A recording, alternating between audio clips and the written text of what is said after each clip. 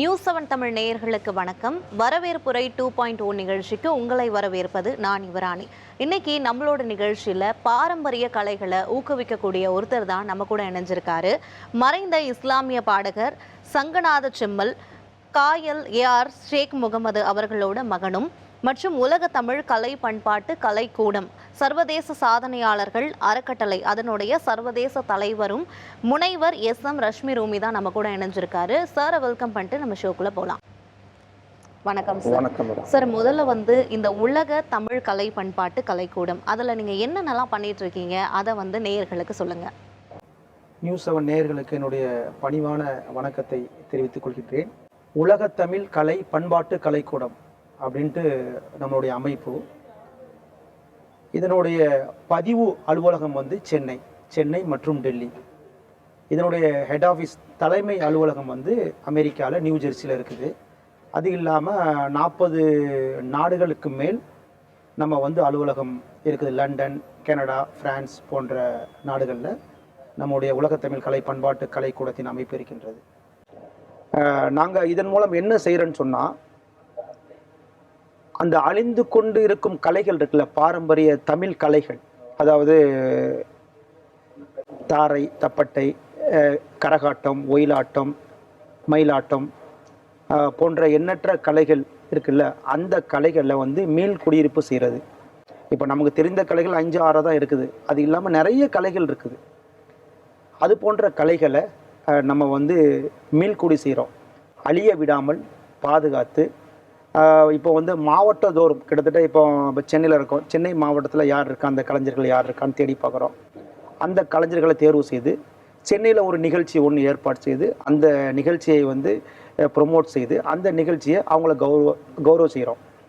அதுபோன்று தமிழ்நாடு முழுவதும் மாவட்ட ரீதியாக திருச்சி, நெல்லை, மதுரை, கோவை போன்ற நகரங்களில் இது போன்ற கலைஞர்களை தேர்வு செய்து, அதாவது கண்ணுக்கு தெரியாத நிறைய கலைஞர்கள் இருக்காங்க, கஷ்டப்பட்டு ரொம்ப நலிந்து போயிருக்கிறாங்க. அந்த கலைஞர்களை தேர்வு செய்து நம்ம இதே மாதிரி நிகழ்ச்சிகளை அங்கங்கே ஏற்பாடு செய்கிறோம். நம்முடைய மாவட்டத்தினுடைய நிர்வாகிகளை வைத்து அந்தந்த மாவட்டங்களில் இது போன்ற கலை நிகழ்ச்சிகளை, பாரம்பரிய தமிழ் கலை நிகழ்ச்சிகளை ஏற்பாடு செய்து அந்த நிகழ்ச்சி மூலம் அவர்களுக்கு உரிய அங்கீகாரம், கௌரவம் அந்தந்த மினிஸ்டரை வச்சு நம்ம செஞ்சுட்டு வர்றோம். ஓகே சார், இது எந்த வகையில் மக்களுக்கு உதவும் அப்படின்னு நீங்கள் நினைக்கிறீங்க? அதாவது இப்போ என்னன்னு சொன்னால், ஆப்பிரிக்கா இருக்குது. ஆப்பிரிக்காவில் இப்போ கென்யா போன்ற நாடுகளில் கூட நான் நிகழ்ச்சி பண்ணியிருக்கிறேன். நம்ம இந்த மாதிரி இந்த கரகாட்டம் இது போன்ற நிகழ்ச்சிகள் அங்கே பண்ணும்போது ரொம்ப ரசித்து பார்க்குறாங்க. ஆப்பிரிக்கா போன்ற நாடுகளில் கிட்டத்தட்ட நம்மளுடைய பாரம்பரிய தமிழ் கலைகளும் அங்கே உள்ள கலைகளும் ஒத்துப்போகுது. அது போன்ற நிகழ்ச்சிகளை உலகம் முழுவதும் நம்ம செஞ்சு வரோம். பிரான்ஸில் செய்கிறோம், லண்டனில் செய்கிறோம். இப்போ தமிழ்நாட்டினுடைய கலைஞர்கள் அந்த மூளை முடுக்கில் இருக்கிறாங்கல்ல, அவங்க தெரியாமையே இருக்கிறாங்க, வெளிச்சத்திற்கு வராமையே இருக்கிறாங்க. அந்த கலைகள் பண்ணாமல் வேறு தொழிலில் ஈடுபட்டு அந்த தொழிலை செய்கிறாங்க. அப்போ நம்ம போய் பார்க்குறோம், நேராக போய் பார்க்கும்போது, இல்லை சார் அந்த கலைகள் இப்போ கொஞ்சம் கொஞ்சமாக அழிஞ்சிட்டு போகுது, யாரும் கூப்பிடுறதில்ல அப்படின்னு சொல்கிறாங்க. ஆனால் ரொம்ப மனவேதனைப்பட்டு சொல்கிறாங்க. இதை நம்ம நம்மளுடைய தமிழ்நாட்டின் அரசாங்கத்திற்கு கொண்டு செல்ல வேண்டும் என்ற நோக்கத்தோடு ஒவ்வொரு மாவட்டங்களாக நம்ம செய்துட்டு வர்றோம். நிறைய நம்ம அறிமுகப்படுத்திய நிறைய கலைஞர்களுக்கு நம்ம தமிழ்நாடு அரசே சில உதவிகள்லாம் செய்துட்டு வருது. நம்மளும் உதவிகள் செய்துட்டு வர்றோம். ஓகே சார், இப்போ நீங்கள் அந்த கலைஞர்களை எப்படி நீங்கள் ஊக்குவிக்கிறீங்க? என்ன சொல்லி அவங்களுக்கு ஒரு ஊக்கத்தை நீங்கள் கொடுக்குறீங்க? அதாவது தொடர்ந்து இந்த கலைகளை நீங்கள் பண்ணிக்கிட்டே இருங்க. நம்ம உலகத்தமிழ் கலை பண்பாட்டு கலைக்கூடத்தின் சார்பாக நம்மளால் என்ன உதவித்தொகை பண்ண முடியுமோ அந்த உதவித்தொகையை செய்கிறோம். அவர்களை பல மேடைகளுக்கு கொண்டு வர்றோம். அவங்க என்ன சொல்கிறாங்கண்டா, எனக்கு காசு பணம் ரெண்டாவது விஷயம், நம்மளுடைய கலைகள் அழியக்கூடாது, அந்த கலைகளை ப்ரொமோட் பண்ணிட்டே இருக்கணும். அதே மாதிரி விஷயங்களும் நம்ம செஞ்சுட்டு வர்றோம். தொடர்ந்து எல்லா மாவட்டங்களிலும் இப்போ திருநெல்வேலி மாவட்டத்தில் வருஷத்துக்கு எப்படி ஒரு 3 நிகழ்ச்சி பண்ணுறோம். மதுரை மாவட்டத்தில் வருஷத்துக்கு ஒரு 3 நிகழ்ச்சி பண்ணுறோம். அது போன்ற தொடர்ந்து நம்ம தமிழ்நாட்டில் மூலை முடுக்கில் தஞ்சாவூர் போன்ற மூலை முடுக்குகள்லாம் நம்ம போய் அவர்களை நம்ம ஊக்குவிச்சு, நீங்கள் வாங்க இந்த கலைகளை எடுங்க, இந்த தாரை தப்பட்டெல்லாம் கொண்டு வாங்க. தாரை தப்பட்டெல்லாம் பாரம்பரிய கலைகள். அதாவது இருக்கிற மொழிகள்லேயே மூத்த மொழி நம்ம தமிழ் மொழி தான். கிட்டத்தட்ட 20,000 வருஷம் 30,000 வருஷம் சொல்கிறாங்க. அது போன்ற அந்த மொழிகளில் பிறந்த அந்த கலைகளை அழிய விடக்கூடாது. அதனால் நம்மளால் என்ன செய்ய முடியும், நம்ம உலகத்தமிழ் கலை பண்பாட்டு கலைக்கூடத்தின் சார்பாக என்ன செய்ய முடியும், அதற்கு வேண்டி தான் இந்த அமைப்பை நம்ம தொடங்கணும். ஆகையால் இது போன்ற நபர்களை தேர்வு செய்து அவர்களுக்கு உரிய அங்கீகாரம் நம்ம கொடுப்பதன் மூலம் ஆட்டோமேட்டிக்கலாக நம்ம கவர்மெண்ட்டுக்கு போயிடுறாங்க. கவர்மெண்ட்டுக்கு தெரியுது, கவர்மெண்ட்டே அவங்களை கூப்பிட்டு சில அங்கீகாரம் வழங்குது. இது போன்ற நிகழ்வுகளை தொடர்ந்து நாங்கள் செஞ்சுட்டு தான் வர்றோம். உலகம் முழுவதும் ஸ்ரீலங்காவில் நிறைய நிகழ்ச்சி செஞ்சுருக்கிறோம், ஸ்ரீநகரில் செஞ்சுருக்கிறோம், ஃப்ரான்ஸில் செஞ்சுருக்கிறோம், மலேசியாவில் செஞ்சுருக்கிறோம், போன்ற எண்ணற்ற நாடுகளில் செஞ்சுட்டு வர்றோம். தமிழ்நாட்டில் அதிகமாக செய்கிறோம். நீங்கள் எவ்வளோ சாதனையாளர்களை உருவாக்கியிருக்கீங்க சார்? கிட்டத்தட்ட நம்ம நிகழ்ச்சி தொடர்ந்து இது வரைக்கும் ஒரு 500 நிகழ்ச்சிக்கு மேலே செஞ்சுருப்போம். கடந்த ஒரு 4 வருடத்துக்குள்ளே ஒரு 500 நிகழ்ச்சிக்கு மேலே செஞ்சுருப்போம். நம்ம சாதனையாளர்கள் சொன்னால் ஸ்ரீலங்காவில் மட்டும் இப்போ இடையில நம்ம ஏஆர்எஸ் இன்டர்நேஷ்னல் ஆர்கெஸ்ட்ரான்னு ஒரு ஆர்கெஸ்ட்ராவை நான் நடத்திட்டு வர்றேன். அதன் சார்பாக பாடுவோர் பாடலாம் என்ற ஒரு நிகழ்ச்சியை ஸ்ரீலங்காவில் ஹட்டன் மாநகரில் நான் செஞ்சேன். கிட்டத்தட்ட ஒரு 100 பாடகர் பாடகிகள் புதுசாக பங்கு கொண்டு கிட்டத்தட்ட ஒரு 20 பேர் வெற்றி அடைஞ்சாங்க. ஆகையால் அது போன்ற இப்போ அந்த சாதனையாளர்கள்லாம் இப்போ சினிமாவில் பாடுறாங்க. ஒரு 7-8 பேர் அங்கே சிங்கள படத்துலையும் பாடுறாங்க, இப்போ தமிழ் படத்துலையும் பாடுறாங்க. அந்த நிகழ்ச்சியில் இப்போ நடுவராக ஏஆர் ரஹ்மான் அவர்களின் சகோதரி ஜி பிரகாஷ் அவர்களின் தாயார் ஏஆர் ரைஹானாவை கூப்பிட்டு போயிருந்தேன். இப்போ ஸ்ரீலங்காவுடைய கல்வித்துறை அமைச்சர், அப்போது கல்வித்துறை அமைச்சர், அவரையும் நாம் கூட்டு வச்சு நடுவராக கூட்டு வச்சு அந்த நிகழ்ச்சி நடத்தினேன். நிறைய சாதனையாளர் கிட்டத்தட்ட இப்போ சொல்ல போனால் எனக்கு எண்ணிக்கை தெரியல. இந்த கடந்த 4 வருடத்தில் எப்படி குறைஞ்சது 50-60க்கு மேலே நான் ஒரு சாதனையாளரை நான் உருவாக்கி இருப்பேன், நான் நம்புகிறேன். Okay sir. இப்போ உங்களோட தந்தை பாடகர் இல்லையா, அவர் பாடின ஏதாவது பாட்டு உங்களால் பாட முடியுமா சார்? நிச்சயமா. என் தந்தை மறைந்த சங்கநாத செம்மல் காயல் ஏஆர் ஷேக் முகமது அவர்கள். அவங்க இஸ்லாமிய பாடல்கள் 1350 பாடல்கள் பாடியிருக்கிறார்கள். அது இல்லாமல் சினிமாவில் 20 பாடல்களுக்கு மேல் பாடியிருக்காங்க. அவர் பாடிய பாடல் ஒரு 4 வரி பாடுற இஸ்லாமிய பாடல்களும் ப்ளஸ் சினிமா பாடல்களும். ஈச்சை மரத்து இன்பச் சோலையில் நபி நாதரை இறைவன் தந்தான் அந்த நாளையில், இறைவன் தந்தான் அந்த நாளையில். ஈச்சை மரத்து இன்பச் சோலையில் நபி நாதரை இறைவன் தந்தான் அந்த நாளையில், இறைவன் தந்தான் அந்த நாளையில். ஊரை மாற்றி உலகை மாற்றி உன்னை வாழ வைத்தார் நபி பெருமானார். சீரை மாற்றி சிறப்பை மாற்றி சமூகத்தை கெடுத்தால் இது முறைதானா? என்ன காலமோ என் சோதரா, என்ன காலமோ என் சோதரா, ஏன் எடுத்தாய் இந்த கோலமோ? இந்த பாடல் 1981 வருடம் இந்த பாடல் வெளியாயிடுச்சு. பாடல் வெளியாகின அந்த டைமில் கிட்டத்தட்ட 50 லட்சம் எல்பி தட்டு விற்பனை ஆயிடுச்சு. இன்றைக்கு அந்த பாடல் எடுத்தாங்க. இந்த பாடலின் இசை அமைப்பாளர் மெல்லிசை மாமன்னர் டி.கே. ராமமூர்த்தி அவர்கள். இந்த பாடல் ஆசிரியர் கவிஞர் நாகூர் சலீம் எழுதுகிறாங்க. அப்புறம் என்னோட தந்தையாருடைய முதல் சினிமா பாடல் சிரித்து வாழ வேண்டும் என்ற படத்தில் புரட்சித் தலைவர் எம்ஜிஆர் காமெடி பாடினாங்க. அதில் உலகம் என்னும் நாடக மேடையில் நான் ஒரு நடிகள்னு ஒரு பாடல் வரும். அதில் ஒரு 6.5 கட்டைக்கு மேலே பஞ்சாபி ஸ்டைலில் மண்ணில் மறைவாக எந்த விதை போட்டாலும் போட்ட விதை என்னவென்று மரம் வளர்ந்து காட்டாதுன்னு வரும்.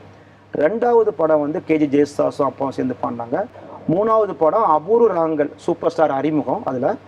அதில் கை கொட்டி சிரிப்பார்கள் ஊரார் சிரிப்பார்கள் அதில் பாடினாங்க. அதுக்கப்புறம் ராமராஜன் சாரும் குஷ்பு மேடமும் ஒரு நடித்த படம் மண்ணுக்கேத்த மைந்தன், அதில் ஒரு பாடல் ரொம்ப இந்த பாடல் பட்டி தொட்டிலாம் ரொம்ப ஃபேமஸ் ஆயிடுச்சு. ஓடுகிற வண்டி ஓட ஒற்றுமையா ரெண்டு மாடு, ஒன்ன விட்டு ஒன்னு பிரிஞ்சா என்ன ஆகும் எண்ணி பாரு. ஓடுகிற வண்டி ஓட ஒத்துமையா ரெண்டு மாடு, ஒன்ன விட்டு ஒன்னு பிரிஞ்சா என்ன ஆகும் எண்ணி பாரு. ஓடுகிற வண்டி ஓட. தென்னை மரம் ஜாதிக்கோரு தேங்காயும் காய்ப்பதில்லை, கொள்ளையில வச்சமுள்ள குளம் பார்த்து பூப்பதில்லை. 1000 ஜென்மம் தேடி அன்பாலே ஒன்று கூடி சேர்வது காதல் தானே, பிரிப்பது பாவம் தானே. வெட்ட வெட்ட தலைக்கும் கொடி என்ன கொடி கூறம்மா, கட்டழகி கேளம்மா, காதல் கொடி தானம்மா. ஓடுகிற வண்டி ஓட ஒட்டுமையா ரெண்டு மாடு, ஒன்ன விட்டு ஒன்னு பிரிஞ்சா என்ன ஆகும் எண்ணி பாரு. ஆண்டவன காதலிச்சா பாண்டி நாட்டு மீனாட்சி, காதலிச்சி மனம் ததற்கு மாமதுர கோவில் சாட்சி. காதல் ஒரு வேதம் அம்மா, கட்டாய பாடம் அம்மா, ஊரெல்லாம் தாளம் போடும் உல்லாச ராகம் அம்மா. கல்யாண பூக்கள் ரெண்டு கண்ணீரில் மிதக்க விட்டு கதை பண்ணி ஆண்டவன் கண்ணாம்பூச்சி ஆடுறா. ஓடுகிற வண்டி ஓட ஒத்துமையா ரெண்டு மாடு, ஒன்ன விட்டு ஒன்னு பிரிஞ்சா என்ன ஆகும் எண்ணி பாரு. ஓடுகிற வண்டி ஓட. சார், இப்போ எப்படி உங்களுக்கு வந்து இந்த கலைகள் எல்லாம் ஊக்குவிக்கணும், இதை வளர்க்கணும் அப்படின்னு உங்களுக்கு எப்படி ஆர்வம் வந்துச்சு? ஃபஸ்ட்டு வந்து நான் முதல்ல தமிழன், தமிழ் மொழி மேல் பற்று உடையவன், தமிழ் கலைகள் மேல் பற்று உடையவன். அதுதான் முதல் காரணம். எல்லா தமிழர்களுக்கும் அந்த ஆர்வம் என்றும் எனக்கு ஆரம்பத்திலே இருக்குது. தமிழ் மேல் பற்று, தமிழ் மேல் கலைகள் மேல் ஆர்வம். ஏன்னா என்னுடைய தந்தை ஒரு கலைஞர்னால அந்த கலைகளை மேலே ரொம்ப ஆர்வம், இசை மேலே ஆர்வம். ஆகையால் முதல் நான் தமிழன், இந்த தமிழ் கலைகள் மேலே நான் ஒரு அன்பு கொண்டவன், தமிழ் மொழி மேலே ஒரு அன்பு கொண்டவன், அளவற்ற ஒரு பிரியம் கொண்டவன். ஆகையால் இந்த தமிழ் கலைகளை நம்ம மீள்குடி செய்யணும், மீட்டெடுக்கணும், அந்த சில கலைகளை அழிய விடாமல் நம்ம தடுக்கணும், இதை செய்கிறேன். வரவேற்புரை நிகழ்ச்சியில் ஒரு சிறிய இடைவேளை.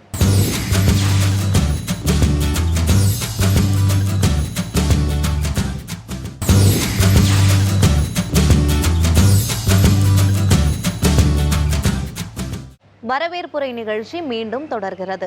நீங்க வந்து இப்போ ஒரு படம் பண்ண போறீங்க, குடைக்குள் மழை அப்படின்னு சொல்லி நெக்ஸ்ட் மந்த்ல இருந்து ஒன்று ஸ்டார்ட் பண்ண போறீங்க அந்த மூவில. அதை பத்தி கொஞ்சம் சொல்லுங்க சார்.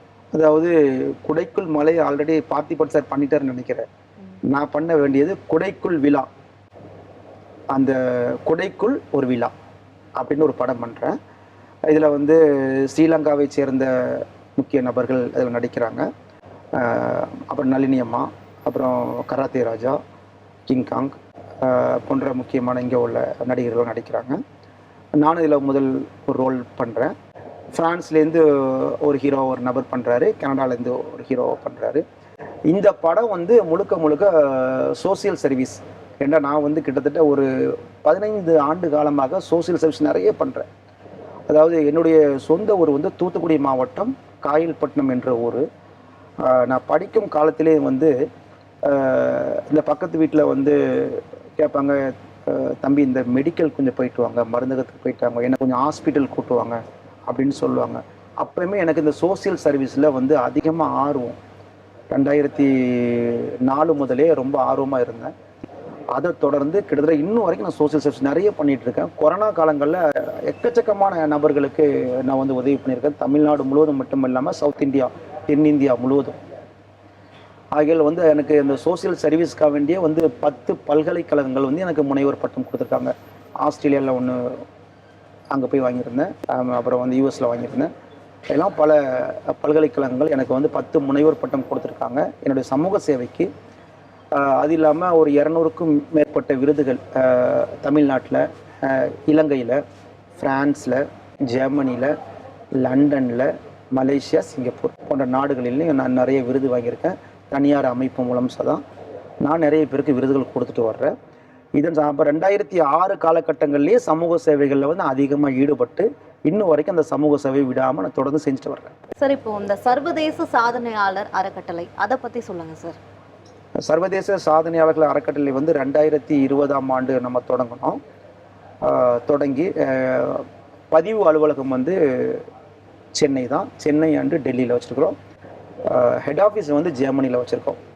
இப்போ ஃப்ரான்ஸுக்கு மாற்றோம்னு வைங்களேன், ஜெர்மனியில் ஹெட் ஆஃபீஸ் ஜெர்மனியில் இருக்குது. அதுக்கு அடுத்தது 56 நாடுகளில் வந்து நமக்கு வந்து அலுவலகம் கொடுத்துருக்கு. இப்போ நம்ம 56 நாடுகள்லேயும் வந்து தலைவர், செயலாளர், ஒருங்கிணைப்பாளர் நம்ம நியமனம் பண்ணுறோம். இப்போ அவர்களே வந்து என்ன சொல்கிறாங்க, தலைவர் இப்போ லண்டனில் ஒரு தலைவரை நம்ம நியமனம் பண்ணியிருக்கிறோம் அப்படின்னு சொன்னால் அவர்களே அவர்களுடைய அலுவலகத்தை கொடுத்துட்றாங்க. நீங்கள் என்னுடைய அலுவலகத்தை நீங்கள் வந்து உங்களுடைய அமைப்புக்கு நீங்கள் யூஸ் பண்ணுங்கள். அதாவது லண்டனுடைய ஆஃபீஸ், ஃப்ரான்ஸுடைய ஆஃபீஸ் சொல்லி யூஸ் பண்ணுங்கன்னு சொல்லி கொடுத்துட்றாங்க. அதன் சார்பாக நிறைய அலுவலகங்கள் நம்ம உலகம் முழுவதும் நமக்கு இருக்குது. சர்வதேச சாதனையாளர்கள் அறக்கட்டளை சார்பாக வந்து ஜாதி மதத்திற்கு அப்பாற்பட்டு அனைத்து தரப்பு மக்களுக்கும், அதாவது என்ன மொழி இருந்தாலும் பரவாயில்ல, அனைத்து தரப்பு மக்களுக்கும், அனைத்து மொழி பேசும் மக்களுக்காக வேண்டி ஆரம்பிக்கப்பட்ட ஒரு அமைப்பு தான் சர்வதேச சாதனையாளர்கள் அறக்கட்டளை. கண்ணுக்கு தெரியாத, வெளிச்சத்திற்கு வராத அத்தனை நபர்களையும் நம்ம அதில் தேர்வு செய்கிறோம். உலகத்தமிழ் கலை பண்பாட்டு கலை கூட அது வேற டைப்பில் போகுது. அது ஒன்லி தமிழர்கள் மட்டும். இது வந்து அனைத்து தரப்பு மக்களுக்கும் சேர்ந்து அவர்களை வந்து ப்ரொமோட் பண்ணுறோம். இப்போ கவிஞர்களா, இப்போ வந்து கவிஞர்கள், பாடகர்கள், இசைத்துறையை சேர்ந்தவர்கள், என்னென்ன திறமை, இப்போ விளையாட்டுத்துறையில் இருக்கிறவங்க என்னென்ன துறையில் அவங்கள சாதிக்க நினைக்கிறாங்களோ அந்த துறையை அவங்களுக்கு ப்ரொமோட் செய்து நம்ம அவங்களுக்கு வந்து மேடை ஏற்றி அதில் வந்து அவங்கள ப்ரொமோட் பண்ண வச்சு அதன் சார்பாக ஆரம்பிக்கப்பட்டது தான் சர்வதேச சாதனையாளர்கள் அறக்கட்டளை. Okay sir. இதனால் எவ்வளோ கலைஞர்கள் வந்து பயனடைஞ்சிருக்காங்க சார்? கிட்டத்தட்ட ஒரு சர்வதேச சாதனையாளர்கள் அறக்கட்டளை சார்பாக கிட்டத்தட்ட 1000க்கு மேற்பட்ட பயனாளிகள் உள்ளனர். அதான் உலகம் முழுதும் சொல்கிறேன். இப்போ அதிகமாக வந்து பயனடைஞ்சவங்க வந்து ஸ்ரீலங்காவில் இருக்கிறாங்க, அது இல்லாமல் மலேசியாவில் இருக்கிறாங்க, நம்ம தமிழ்நாட்டில் இருக்கிறாங்க, தென்காசி, தூத்துக்குடி மாவட்டம் போன்ற நகரங்களில் இருக்கிறாங்க. கிட்டத்தட்ட 1000க்கு மேற்பட்ட நபர்கள் இதில் பயணிச்சிருக்காங்க. சார், அடுத்ததா ஏஆர்எஸ் இன்டர்நேஷ்னல் ஆர்கெஸ்ட்ரா, அதோட தலைவராக நீங்கள் இருக்கீங்க. 10 பாடலும் நீங்கள் பாடியிருக்கீங்க, அதை பற்றி சொல்லுங்கள் சார். ஏஆர்எஸ் இன்டர்நேஷ்னல் ஆர்கெஸ்ட்ரா அப்படின்னு சொல்லி 2019 நம்ம வந்து நிறுவி கிட்டத்தட்ட ஒரு 7-8 கண்ட்ரியில் நம்ம நிகழ்ச்சிகள் நடத்தியிருக்கிறோம். ஆமாம், அதன் சார்பாக வந்து ஃப்ரான்ஸில் ஒரு நிகழ்ச்சி பண்ணியிருக்கிறோம், ஸ்ரீலங்காவில் பண்ணியிருக்கிறோம். அதன் சார்பாக கிட்டத்தட்ட ஒரு 7 கண்ட்ரியில் நம்ம நிகழ்ச்சி நடத்தியிருக்கோம். சமீபத்தில் வந்து ஏக இறைவன் சொல்லி ஒரு ஆல்பம் ஒன்று பண்ணோம். இந்த ஆல்பத்தில் வந்து மொத்தம் 10 பாடல்கள்.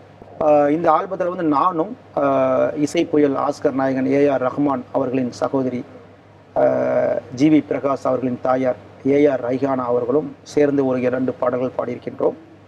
அது இல்லாமல் சூப்பர் சிங்கர் ஃபரீதா மற்றும் டாக்டர் ரஹீமா பேகம் போன்றவர்களோடு சேர்ந்து ஒரு 10 பாடல்கள் வந்து ஏக இறைவன் என்ற ஒரு ஆல்பத்தை வெளியிட்டிருக்கிற. அது இல்லாமல் ஷார்ட் ஃபிலிம் ஒன்று நடிச்சிருக்கிற, சம்பாத்தியமே சகலமும் என்ற ஷார்ட் ஃபிலிம் வந்து கடந்த வருடம் நடித்து அது வெளியாகிடுச்சு. தொடர்ந்து இந்த இசை பயணத்தில் நம்ம உள்ளே இருக்கிறோம் மேடம். அது மாதிரி ஏஆர்எஸ் இன்டர்நேஷ்னல் ஆர்கெஸ்ட்ரா வந்து உலகம் முழுவதும் வந்து இசை கச்சேரியை நடத்தி கொண்டிருக்கின்றது. 2021ஆம் ஆண்டு வந்து உலக சாதனையும் பெற்றுச்சு. ஏஆர்எஸ் இன்டர்நேஷ்னல் கிட்டத்தட்ட 14 மணி நேரம் இசை நிகழ்ச்சி நடத்தி உலக சாதனை பெற்றுச்சு. தமிழ்நாட்டிலையும் அதுபோன்று ஸ்ரீலங்காலையும் கிட்டத்தட்ட ஒரு 16 மணி நேரம் இசை நிகழ்ச்சி நடத்தி உலக சாதனை பெற்றுச்சு. தொடர்ந்து நம்ம இசையிலேயே நம்ம தொடர்ந்து பயணம் பண்ணிட்டு தான் இருக்கிறோம். ஓகே சார், உங்களோட அடுத்த கட்ட பயணம் என்னவா இருக்கும் சார்? அடுத்த கட்ட பயணம் வந்து உலக தமிழ் கலை பண்பாட்டு கலை கூடத்தின் சார்பாக ஒரு மாபெரும் ஒரு நிகழ்ச்சி வந்து அமெரிக்காவில் பண்ண போகிறோம். வருகின்ற ஏப்ரல் மாதம்.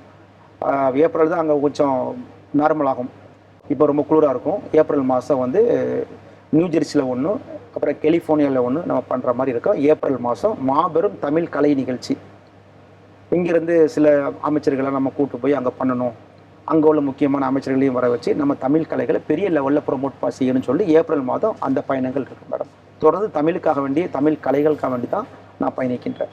உங்களோட சாதனைகள் என்னென்ன அதை விரிவாக சொல்லுங்கள். அதாவது என்னுடைய சாதனைகள் என்னவென்னு சொன்னால், ஒரு 1000 நபர்களுக்கு மேலே நான் உருவாக்கியிருக்கிறேன். ஒவ்வொரு துறையிலையும் இசைத்துறை,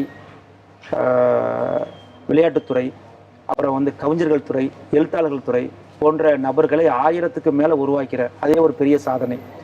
அது இல்லாமல் நிறைய ஏழை எளிய மக்களுக்கு வந்து என்னால் முடிந்த அளவுக்கு, எங்கள் அமைப்பால் முடிந்த அளவுக்கு ஒரு ஹெல்ப்பை பண்ணிக்கிட்டு இருக்கோம், உதவிகள் பண்ணிகிட்டு இருக்கிறோம். இந்த உருவாக்குற நபர்கள் வந்து இப்போ வந்து சினிமாவில் பாடுறாங்க, இப்போ சில நபர்கள் வந்து கனடாவில் செட்டில் ஆகியிருக்காங்க போன நபர்கள்லாம். அது வந்து நான் ஒரு பெரிய சாதனையாக நினைக்கிறேன். இப்போ உங்களோட இந்த அமைப்பு மூலமாக நீங்கள் என்னென்னலாம் செஞ்சுட்ருக்கீங்க சார், அதை பற்றி சொல்லுங்கள். அதாவது நமது அமைப்பு மூலம் ஃபுல்லாக வந்து சோசியல் சர்வீஸ் தான். அப்புறம் National People Forum of India அப்படின்ட்டு ஒரு அமைப்பு இருக்குது. அந்த அமைப்பினுடைய தேசிய தலைவராக நான் தான் இருக்கிறேன். அதனுடைய ஹெட் ஆஃபீஸ் வந்து டெல்லியில் இருக்குது, ஓல்டு டெல்லியில் இருக்குது. அது வந்து நம்ம பழங்குடியினர் மக்கள் இருக்காங்கள்ல, அவங்களுக்காக வேண்டி தொடங்கப்பட்ட ஒரு அமைப்பு. அதன் சார்பாக நிறைய மலைவாழ் மக்களுக்கு நிறைய உதவிகள் பண்ணுறோம். கொல்லிமலை, கொடைக்கானல், அது போன்ற மலைவாழ் மக்கள் எங்கெல்லாம் இருக்காங்களோ அவங்களுக்கு வந்து நம்ம அந்த அமைப்பு மூலம் உதவிகள் செஞ்சு வர்றோம். நிறைய ஜாக்கெட், ஜர்க்கின், மழைக்காலங்களில் ஜர்க்கின், கொடைகள், அப்புறம் வந்து மளிகை பொருட்கள், இது போன்ற பொருட்களை National People Forum of India சார்பாக நம்ம அந்த உதவிகளும் நம்ம தொடர்ந்து செஞ்சுட்டு தான் வர்றோம். உங்களோட அடுத்த சினிமா பயணம் எப்படி இருக்கும் சார்? சினிமா பயணம் வந்து இந்த கொடைக்குள் விழா, இது ஒரு பெரிய படம். அது போன்று கிட்டத்தட்ட வந்து 4 கதாநாயகிகள், இது வந்து 4 கதாநாயகி 4 கதாநாயகன் இந்த படத்தில் வர்றாங்க. இந்த படம் எதை பேஸ் பண்ணி எடுக்கிறேன்னு சொன்னால் சமூக சேவையை வச்சு தான். அதாவது மொத்தம் 2 மணி நேரம் இந்த படத்தினுடைய நீளம். சமூக சேவையை வச்சு தான் ஃபுல் படம் எடுக்கிறோம். ஃபுல்லாக வந்து ஹில் ஸ்டேஷனும், சென்னை அண்டு ஸ்ரீலங்கா, இந்த 3 இடத்துலையும் சேர்ந்து நம்ம படம் பண்ணுறோம். இந்த படம் வந்து ஜனவரியில் வந்து ஸ்டார்ட் பண்ணுறோம். பண்ணி வந்து ஏப்ரல் மாதம் ஃபுல்லாக முடிஞ்சிருன்னு நினைக்கிறேன். இப்போ நீங்கள் அந்த சினிமாவுக்கு நீங்கள் தயார் பண்ணுறீங்க இல்லையா, அந்த கதையை நீங்கள் எப்படி உருவாக்குறீங்க? அதாவது இந்த கதை வந்து நான் ஒவ்வொரு இடங்களில் பண்ணுற சமூக சேவை பண்ணுறேன்ல, இப்போ இதெல்லாம் வந்து ஒரு தொகுத்து ஒரு கதையாக நானாக எழுதுகிறேன். தொகுத்து நம்ம இந்த நாட்டில் இப்படி பண்ணோம், இந்த நாட்டு கலாச்சாரங்கள் இப்படி இருக்குது, இந்த சமூக சேவை வந்து நம்ம இப்படி பண்ணிக்கிட்டு இருக்கோம், இதை வந்து தொகுத்து நம்மளே வந்து கிரியேட் பண்ணி ஒரு கதையாக எழுதினேன். அந்த கதையை நம்மளுடைய டைரக்டர்கிட்ட கொடுக்குறோம், நம்ம படத்தின் இயக்குனர்கிட்ட கொடுக்குறோம். அது அவர் வந்து திரைக்கதையை அமைச்சு அதை எப்படி மாடிஃபை பண்ணணுமோ பண்ணி, சார் இதை இப்படி பண்ணலாம் சார், இப்படி பண்ணலாம் சார், ஆனால் கரு என்னுடைய கருவாக இருக்கணும், அப்படி பண்ணலாம் அப்படின்னு சொல்லி பண்ணுறாங்க. Okay sir. இப்போ வந்து அதை படத்து மூலயமா வந்துட்டு மக்களுக்கு தெரியப்படுத்தணும் அப்படின்னு நினைக்கிறீங்களா? எந்த நோக்கத்தோடு அதை நீங்கள் பண்ணுறீங்க? அதாவது இப்போது அந்த படம் வந்து சமூக சேவையினால் மக்கள் எவ்வளோ கஷ்டப்படுறாங்க. குறிப்பு நான் சொல்கிறேன், சிறு பத்திரிக்கையாளர்கள் இருக்காங்க, சிறு பத்திரிக்கையாளர்கள் ரொம்ப கஷ்டப்பட்டு தான் முன்னேறுறாங்க. அது போன்று ஊடகவியாளர் எவ்வளோ கஷ்டப்படுறாங்க. ஒரு இடத்துல வந்து நியூஸ் எடுக்க போகும்போது பல கஷ்டத்துக்கு மத்தியில் தான் வர்றாங்க. அதெல்லாம் பேஸ் பண்ணி தான் எடுக்கிறோம். ஒரு இடத்துல இப்போ மலையில் நிற்கிறாங்க, இப்போ தென்காசி பக்கம்லாம் மலையில் நிற்கிறாங்க, ரொம்ப கஷ்டப்படுறாங்க, மலைக்குள்ளே நிற்கிறாங்க. இப்போ இதெல்லாம் வந்து ஒரு மெயின் சமூக சேவைகள் வருது. இப்போ இந்த ஊடகவியாளரை பற்றியும் பத்திரிகையாளரை பற்றியும் இன்னும் பல கட்ட சமூக சேவையாளரை பற்றியும் அந்த படம் இருக்கும். Okay sir. உங்கள் படம் வெற்றியடைய நியூஸ் 7 தமிழ் சார்பாக வாழ்த்துக்கள் சார். நன்றி.